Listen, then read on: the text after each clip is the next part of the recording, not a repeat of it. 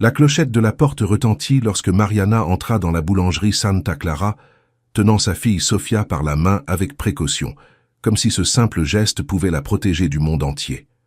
La rue était animée, le soleil commençait déjà à se coucher, et en fin de journée, la faim semblait peser encore plus lourd sur la poitrine. La petite marchait un peu en retrait, timide, agrippée au bord de la robe de sa mère, comme quelqu'un qui connaît exactement le poids de la pauvreté qu'elle porte sur ses épaules.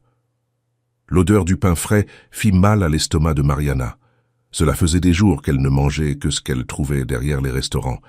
Mais aujourd'hui était différent. Aujourd'hui, ce n'était pas juste un jour de plus. Aujourd'hui, Sofia avait 6 ans. Un anniversaire qui, jusqu'à cet instant, semblait condamné à passer inaperçu aux yeux du monde.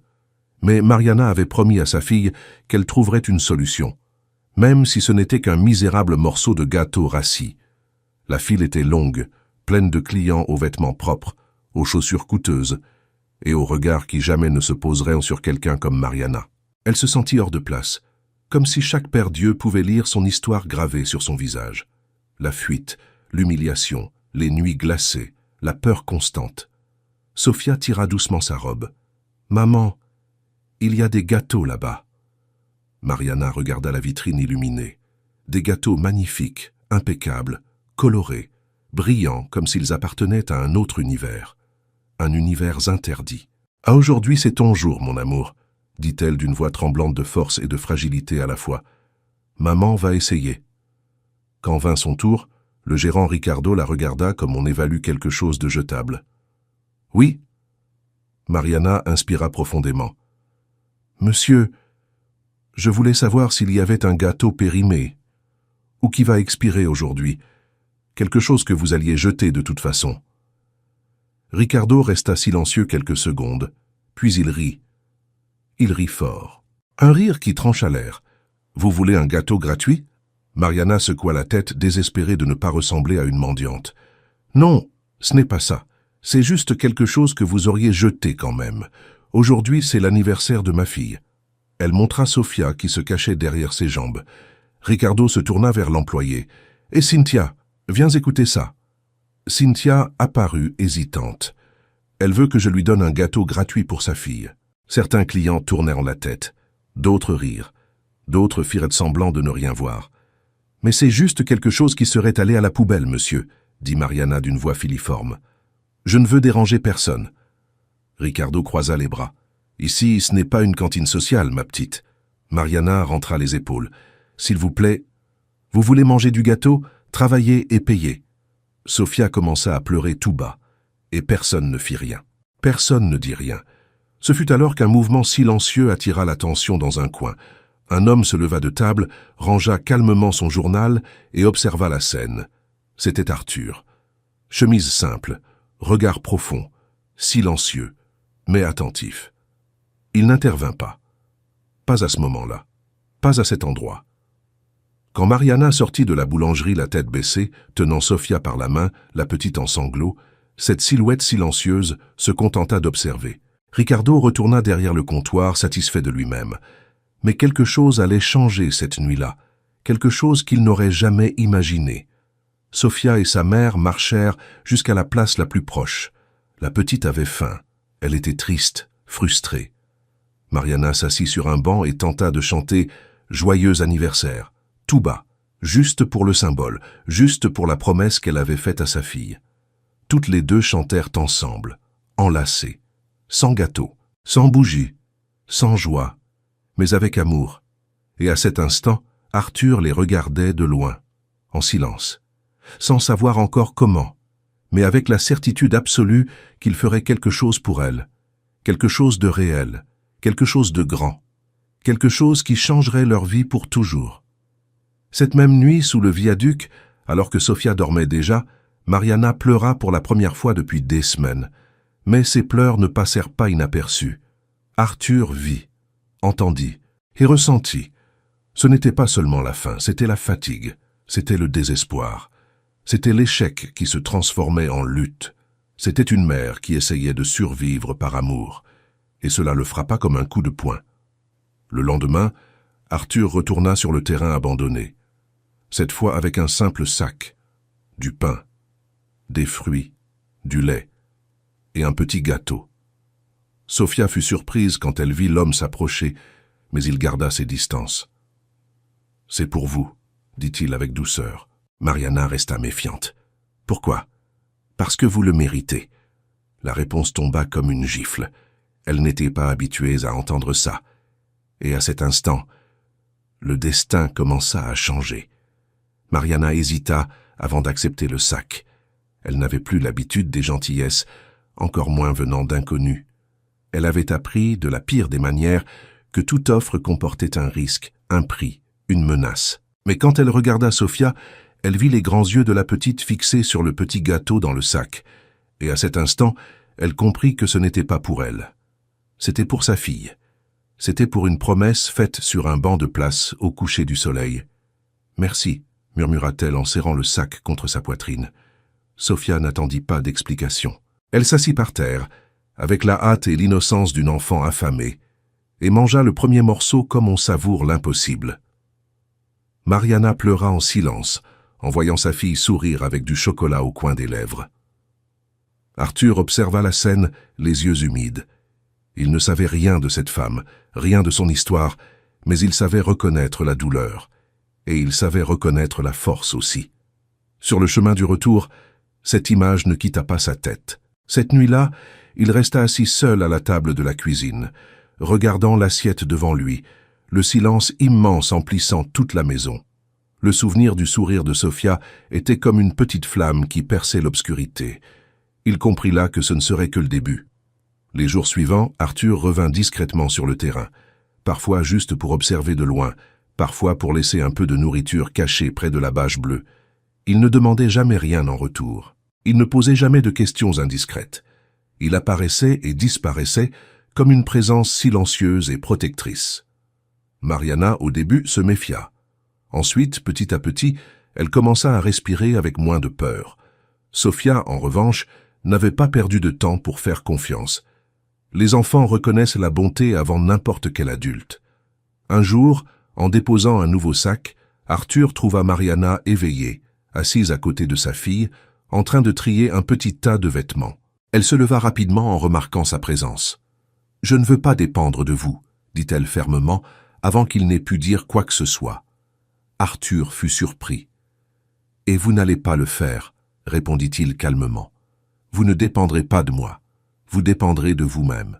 Je veux juste ouvrir une porte. » Mariana resta silencieuse. Sofia, à côté, mangeait un morceau de pain beurré pour la première fois depuis des semaines.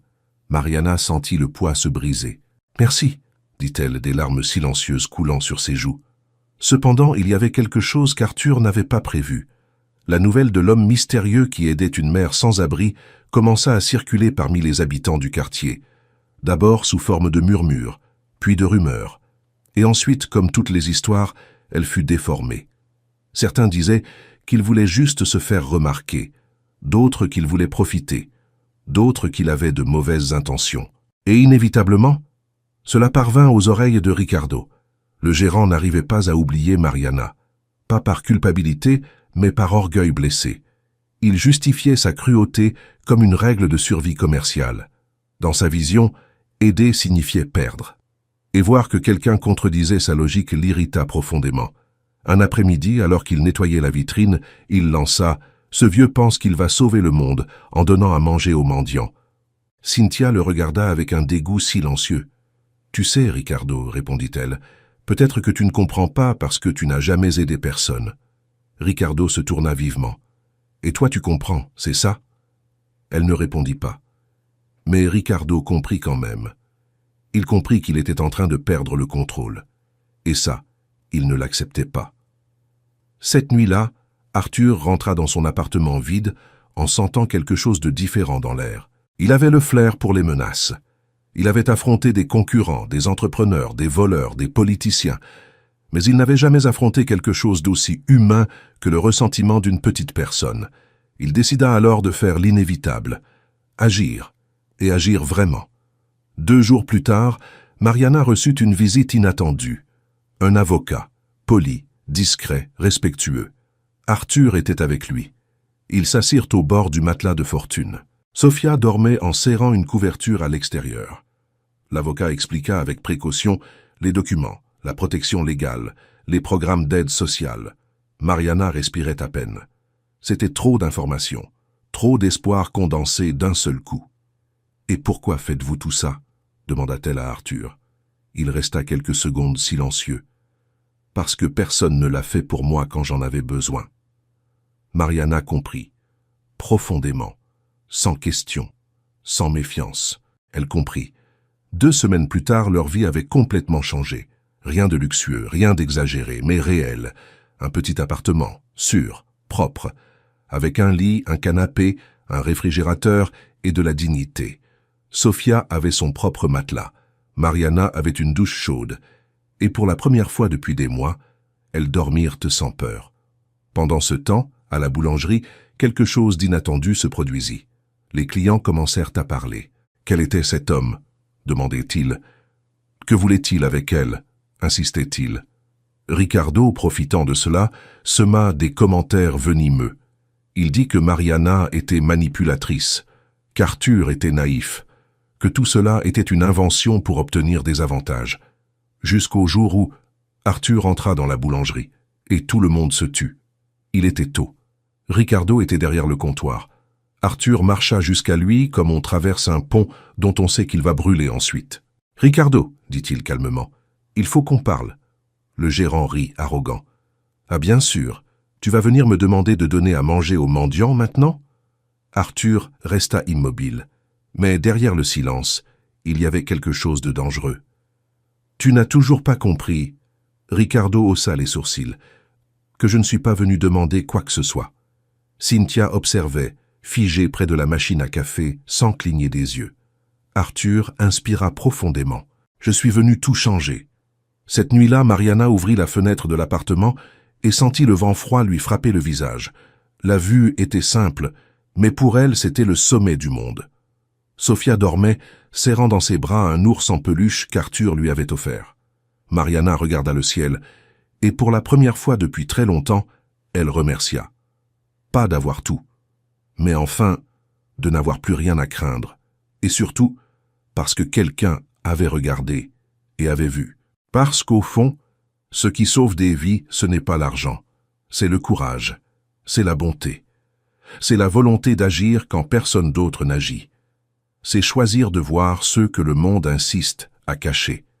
Et à cet instant, Mariana comprit qu'elle ne recommençait pas seulement pour elle, mais pour Sofia et pour toutes les Mariana invisibles, qui attendaient encore que quelqu'un les voie. Le lendemain, Arthur se réveilla avec une sensation qu'il n'avait pas ressentie depuis des années. Un but. Ce n'était pas de la charité, ce n'était pas de la culpabilité, c'était de la justice. Rendre à la vie ce que la vie, un jour, lui avait refusé. Et surtout, faire en sorte que plus jamais personne ne franchisse les portes de la boulangerie Santa Clara pour en ressortir humilié comme Mariana l'avait été. Il arriva tôt, avant l'ouverture. Cynthia était déjà là, en train de disposer les pains dans la vitrine. Quand elle le vit, elle esquissa un sourire timide, comme quelqu'un qui reconnaît qu'un vent nouveau est sur le point de souffler dans cet endroit. « Bonjour, monsieur Arthur. »« Bonjour, Cynthia. » Ricardo arriva 10 minutes en retard, comme d'habitude, sans prévenir. Quand il entra, il trouva Arthur assis à la table du coin, la même table d'où il avait assisté à toute l'humiliation des semaines plus tôt. « Toi encore ?» marmonna Ricardo agacé. Arthur se leva lentement. « Oui, et c'est la dernière fois que je viens en tant que client. » Ricardo leva le menton, perplexe. « Tout ça finit aujourd'hui, » continua Arthur. « La cruauté, l'arrogance, le manque d'humanité. »« Ah oui ?» provoqua Ricardo en riant. « Et depuis quand c'est toi qui commandes ici ?» Arthur sortit une enveloppe de la chemise qu'il portait. Dedans se trouvaient des documents, des communiqués, des termes signés et des décisions définitives. « Depuis toujours, dit-il, parce que cet endroit m'appartient. » Ce n'est qu'à cet instant que Ricardo comprit, et il devint muet, complètement muet. Arthur parla sans élever la voix. « Tu as été prévenu, tu as eu ta chance, et tu l'as gaspillée. » Le silence devint lourd. « Tu es licencié, Ricardo. » Ricardo tenta à réagir, mais il n'y parvint pas. L'orgueil, pour la première fois, se transforma en poussière, Il prit ses affaires en silence et partit, pour ne plus jamais revenir. À partir de ce jour, la boulangerie Santa Clara ne fut plus jamais la même, mais pas dans le sens que Ricardo craignait, dans le meilleur sens possible. Tous les jours, à la fermeture, les aliments qui auraient de fini à la poubelle étaient soigneusement mis de côté et distribués aux familles qui en avaient besoin. Sans caméra, sans humiliation, sans discours héroïques, juste de la dignité. L'endroit autrefois marqué par l'indifférence devint un refuge pour les histoires de survie. Le sourire remplaça le mépris, la compassion remplaça le jugement, et Arthur, discrètement, observait cela fleurir. Pendant ce temps, Mariana avançait pas à pas dans sa nouvelle vie. Documents simplifiés, mesures de protection accordées, formation commencée. Nuit après nuit, elle étudiait pendant que Sofia dormait. Ce n'était pas facile, ce n'était pas rapide, mais c'était réel. Et pour la première fois, elle croyait au lendemain. Quand elle termina sa formation, Mariana reçut une invitation inattendue, de la part d'Arthur lui-même. « J'ai un poste ouvert à l'administration. » Mariana écarquilla les yeux, surprise, ne sachant que dire. « Mais je ne suis pas encore... Je ne sais pas si je suis prête. » Arthur sourit. « Vous l'êtes, et même si vous ne l'étiez pas, vous apprendriez, comme vous l'avez toujours fait. » Mariana accepta, pas parce qu'elle en avait besoin, mais parce qu'elle le méritait. Pendant sa première semaine de travail, elle arriva avant tout le monde. Elle rangea son bureau avec soin, organisa les papiers, respira profondément et comprit que ce petit geste était immense. Elle récupérait non seulement sa vie, mais son identité, sa valeur. On la voyait à nouveau. Sofia, de son côté, s'épanouit comme une enfant doit s'épanouir. Elle se fit des amis, apprit à lire, cessa d'avoir peur de dormir, commença à rêver grand, d'avenir, de normalité, d'amour. Des mois plus tard, sur ce même banc de la place où tout avait commencé, Mariana et Sofia s'assirent avec Arthur pour un goûter simple, comme on célèbre l'extraordinaire à travers l'ordinaire. Sofia courut, rit, joua, tomba et se releva. Libre.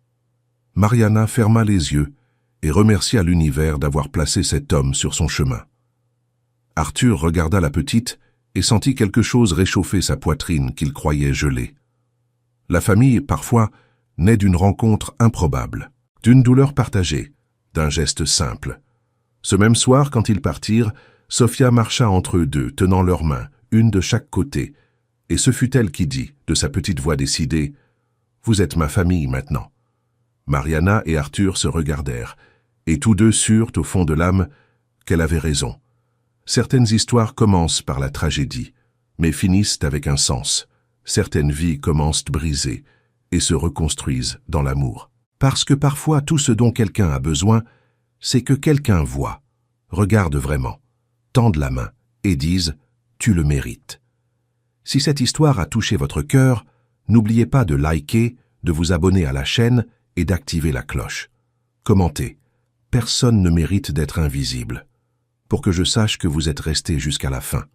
Et partagez avec quelqu'un qui a besoin d'entendre cela aujourd'hui. Vous pouvez changer la journée ou peut-être la vie de quelqu'un, comme Arthur a changé celle de Mariana et Sofia. Fin.